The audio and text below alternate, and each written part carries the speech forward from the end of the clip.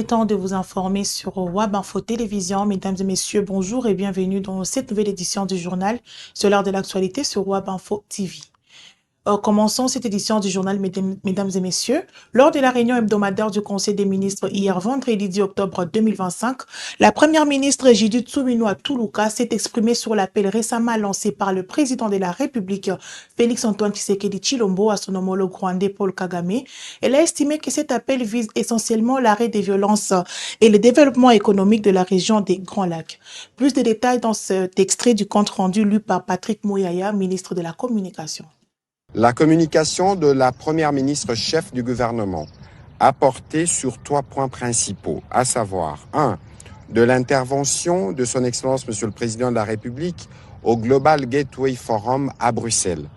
À ces sujets, la première ministre a rappelé que dans sa quête permanente pour le retour de la paix dans notre pays, depuis son investiture à la magistrature suprême, le Président de la République n'a cessé de ménager ses efforts pour assurer la stabilité et le développement de notre pays. C'est dans ces contextes qu'il a tendu la main au président rwandais lors de son intervention le jeudi 9 octobre 2025 à la 2e édition du Global Gateway Forum organisé à Bruxelles par l'Union européenne.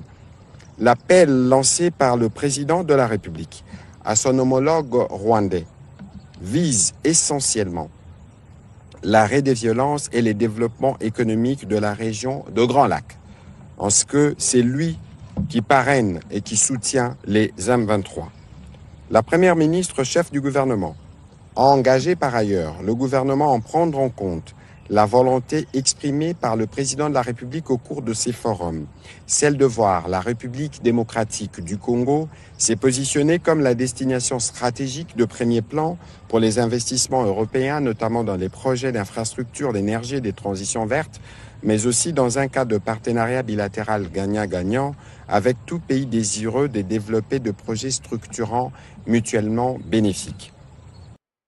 Le conseiller spécial africain du président américain Donald Trump s'est exprimé suite à la main tendue du président congolais Félix-Antoine Tshisekedi Tshilombo à son homologue rwandais Paul Kagame. Il a qualifié ces gestes de nobles et positifs. Massad Boulo, c'est ici. C'est un geste noble, bien sûr. C'est un geste que tout le monde a apprécié, d'avoir tendu la main. C'est quelque chose de très positif qui donne un support à ce momentum-là pour atteindre nos objectifs finaux qui sont la paix et la stabilité finale dans la région. Poursuivons cette édition, mesdames et messieurs, les forces armées de la République démocratique du Congo, FARDC, appellent toutes les factions de forces démocratiques de libération du Rwanda à déposer les armes et à se rendre aux autorités congolaises ou à la MONUSCO en vue de leur rapatriement dans leur pays d'origine. Ceci ressort d'un communiqué rendu public vendredi 10 octobre 2025 par le général Sylvain Ekenge, porte-parole de FARDC. Il est ici. Dans le cadre de la mise en œuvre de l'ordre opérationnel adopté le 1er octobre 2025 par le comité conjoint de supervision de l'accord de Washington, signé par la République démocratique du Congo et la République du Rwanda sous la médiation des États-Unis d'Amérique, les forces armées de la République démocratique du Congo appellent toutes les factions des forces démocratiques de libération du Rwanda, en sigle FDLR, à déposer les armes et à se rendre aux autorités congolaises ou à la MONUSCO en vue de leur rapatriement dans leur pays d'origine, le Rwanda. Les forces armées de la République démocratique du Congo demandent en outre aux populations en contact avec les FDLR de se désolidariser de ces rebelles rwandais et de les sensibiliser pour se rendre sans condition aux autorités de la RDC et ou à la MONUSCO. En cas de résistance et de refus d'obtempérer, les FARDC, conformément aux dispositions pertinentes de l'accord de Washington, procéderont au désarmement par contrainte ou par usage de la force. Aussi, les forces armées de la République démocratique du Congo rappellent-elles à tous leurs militaires l'interdiction de collaborer d'une manière ou d'une autre avec les forces démocratiques de libération du Rwanda. Toute violation de cette consigne permanente expose son auteur à des sanctions sévères. Les forces armées de la République démocratique du Congo exhortent les fidèles à faciliter la tâche au processus de paix en cours et à se rendre sans violence ni effusion de sang.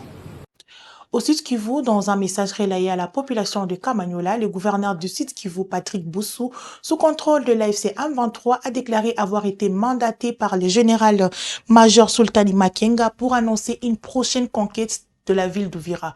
Plus de précisions dans ses propos. Mkubwa tuko naye General-Major Sultani Makenga ameniambia uende ongee na wandugu zangu wa pale Kamanyola, waambie musiku kidogo tu tunaenda kukamata Uvira. Mupige mikono kwa hiyo habari ya kwanza. Allons en Ituri, mesdames et messieurs, où la situation sécuritaire reste tendue, les forces armées de la République démocratique du Congo, FARDC, poursuivent au renforcement de leurs capacités opérationnelles. Hier, vendredi 10 octobre 2025, 60 militaires congolais ont achevé une formation de recyclage axée sur le pilotage de drones et la manipulation d'armes spécifiques. Suivez ces reportages. En vue de détruire complètement la menace à laquelle l'Ituri fait face, avec l'activisme de la CRP, les forces armées de la RDC renforcent leurs capacités opérationnelles. À ce sujet, plus de 60 militaires ont terminé ce vendredi 10 octobre une formation spécialisée à Bunia, assurée par les instructeurs indonésiens, bangladais, népalais et autres de la MONUSCO. Une formation qui tombe à point nommé, estime le lieutenant-général Luboyanka Chamadjoni, gouverneur militaire et commandant des opérations en Ituri. La plupart de ceux qui viennent d'arriver, ce sont des jeunes gens qui viennent de centres d'instruction. Et donc, à l'unité ici, il faut des performances. Il faut qu'ils deviennent plus professionnels. Nous, ensemble avec le bureau ici, nous avons organisé cette formation pour d'abord qu'ils s'acclimatent et puis qu'ils apprennent des nouvelles armes ou même qu'ils apprennent plus, qu'ils arrivent vraiment à bien contrôler, à bien, n'est-ce pas, effectuer leurs tirs et de sorte que cette menace soit vraiment détruite et anéantie. Cette formation s'ajoute à d'autres organisées il y a quelques mois et qui ont déjà fait leurs preuves, reconnaît le lieutenant-général Luboyanka Chamadjoni. Nous avions d'abord commencé par les forces spéciales. Et ces forces spéciales nous ont aidés. C'est comme ça qu'on n'a jamais cédé un seul territoire. Vous avez vu sur le littoral, ce sont ces forces spéciales qui aident les forces de couverture. Sur les différentes lignes de front en Ituri, la bravoure et l'engagement s'affichent. Les forces armées, sous le commandement efficace du lieutenant-général Luboyanka Chamadjoni, constituent un rempart infranchissable à ce jour pour les ennemis de la République qui continuent d'essuyer des revers et des désillusions.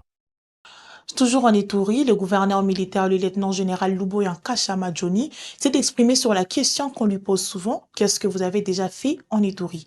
Info Télévision. Très bonne suite à vous et à très bientôt pour la prochaine édition.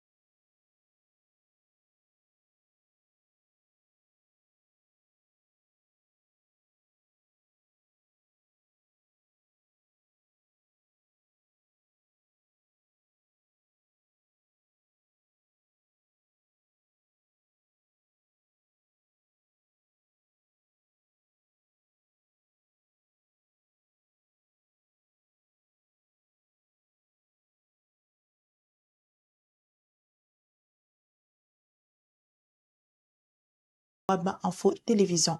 Très bonne suite à vous et à très bientôt pour la prochaine édition.